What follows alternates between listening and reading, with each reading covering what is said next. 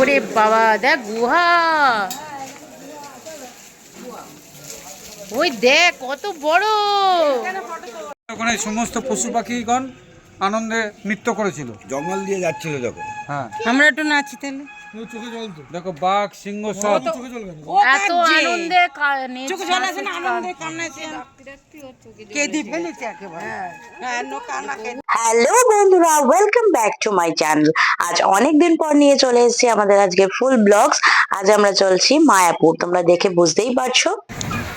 আবার এই বছরের শীতে বেশি দূরের ট্যুর নয়, কাছাকাছি। এই সময় শীতে আমরা ইয়েতে গেছিলাম, তারাপীঠ। এবারে মায়াপুর নবদ্বীপ ঘুরে আসছি সকলে মিলে। ব্লগটা পাবেন অবশ্যই, কি কি করলাম, কি মজা করলাম। Morning, have a nice day, bye bye. আমাদের আগে একটা গাড়ি আছে, দেখে নিন। আমরা দমদম রেল স্টেশনে চলে এসেছি। আমরা আজকে কৃষ্ণনগর লোকাল হয়ে যাব না, আমরা যাব কাটোয়া লোকাল হয়ে, কারণ কাটোয়া লোকাল হয়ে আমরা আগে নবদ্বীপটা ঘুরে নেব, তারপর যাব আমরা মায়াপুর। তাই জন্য আমরা দেখো ওখানে ট্রেনের আসার আগে ওখানে খেলা শুরু করে দিয়েছি অলরেডি। ট্রেনের মধ্যেও অত মজার শেষ নেই, ওর মতন খেলছে। তারপরে আমরা নেমে গেলাম বিষ্ণুপ্রিয়া স্টেশনে।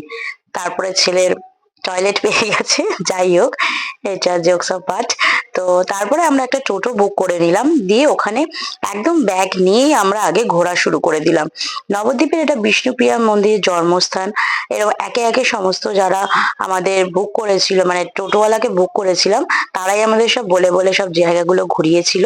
তো সবই এখানে তীর্থস্থান, যেহেতু সবই ঠাকুরেরই জায়গা, তো সব আমরা ঘুরে ফিরে দেখলাম। এটা হচ্ছে শ্যামকুঞ্জ, রাধাকুণ্ড, মানে সেটা রয়েছে, প্লাস খুব সুন্দরভাবে সাজানো গোছানো রয়েছে ব্যাপারটা, খুব ফুল টুল দিয়ে সাজানো। ঠাকুরের জায়গা মানে একটা আলাদা অনুভূতি, আলাদা ফিলিংস কাজ করে। তো আমরা একে একে ঘুরলাম। আর এখানের ভিডিওটা আমরা এই মন্দিরটা বেশি নিতে পারিনি, খুব সুন্দর এই মন্দিরটাও সাজানো ছিল, কিন্তু এখানে হনুমানের উৎপাত প্রচন্ড পরিমাণে ছিল। আর জানোই তোমরা, হনুমান থাকলেই আমাদের মানে ফোন আর সানগ্লাস ওরা একদম পছন্দ করে না, যার জন্য আমরা এখানে ভিডিওটা বেশি নিতে পারিনি। আমার ছেলে ঠাকুরের কাছে যাচ্ছে, মানে ঠাকুরের কাছে ওর একটাই প্রার্থনা, সবকিছু ভালো রেখো, সবকিছু মানে বেশি পাকা হয়ে গেলে যা হয়।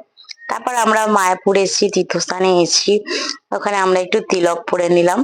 বেশ ভালোই লাগে মানে তীর্থস্থানে এলে এইসব জিনিসগুলো করতে। তারপর নেক্সট আমরা চলে গেলাম এখানে। এখানে হচ্ছে গিরি গোবর্ধনের মানে সমস্ত কিছু এখানে করা গুহা।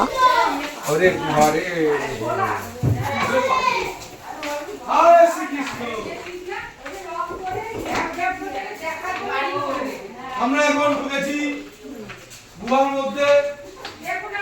কৃষ্ণ ঠাকুর আমাদের নিয়ে যাচ্ছে, সামনে কৃষ্ণ ঠাকুর।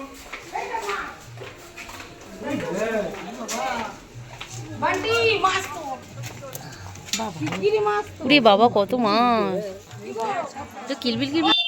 এখানে ঢুকতে গেলে এন্ট্রি ফিস লাগে 10 টাকা করে, বাট খুব সুন্দরভাবে সাজানো, 10 টাকা খুবই কম মূল্য দিয়ে এখানে এন্ট্রি করতে হয়। খুব সুন্দরভাবে সাজানো প্রতিটা জিনিস।